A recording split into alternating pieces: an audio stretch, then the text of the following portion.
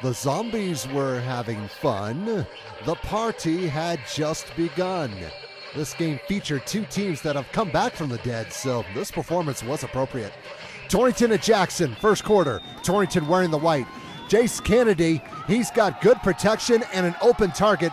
It's Trey Faisler who will put on a move, turn on the afterburners, and he will blaze a trail to the end zone from 42 yards. This game is 2.5 minutes old, and it's already 7-0. Jackson would try to answer, but the Trailblazer defense would stand them up, and when that happens, someone can reach in and rip the ball loose. Patrick Carr would make the recovery, and that would allow his team to set up shop inside enemy territory. Actually, the first two possessions for the visitors started on the other side of the 50, and since Carr got this drive started, it's only proper that he finishes. Kennedy hits him with the high fade from 11 yards out to make this a 14-0 contest after the first 12 minutes.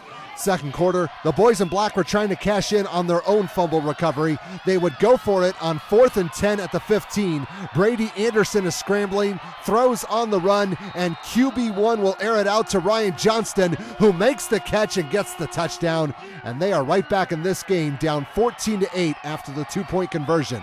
The home team would get the ball back in March. Theodore Dawson finds the hole and waltzes in for a 1-yard score.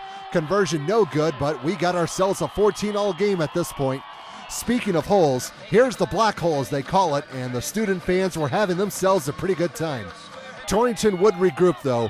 A 2-day, 7-hour bus trip was not going to slow them down, and it was not going to stop Skylar Miller either. He got tripped up at the goal line but got across for a 6-yard score to make it 20-14 going into the locker room. Third quarter, the Trailblazers were on the move again. Faisler needed only 1 yard for his second score of the game, and that would increase the advantage to 27-14 going into the final 12 minutes. Fourth quarter, Jackson was having a problem with hanging on to the ball. Here's a good example. Number 30 was not listed in the program, but the folks in Goshen County know who he is, the guy who made the recovery and got on the highlight reel. And the visitors would take advantage of the situation. Faisler again, 9 yards, touchdown number 3, and an unsportsmanlike conduct penalty, but that was on the other team. 34-14 is the score, and time is becoming a factor. Torrington would get the ball back again, and they were making a statement.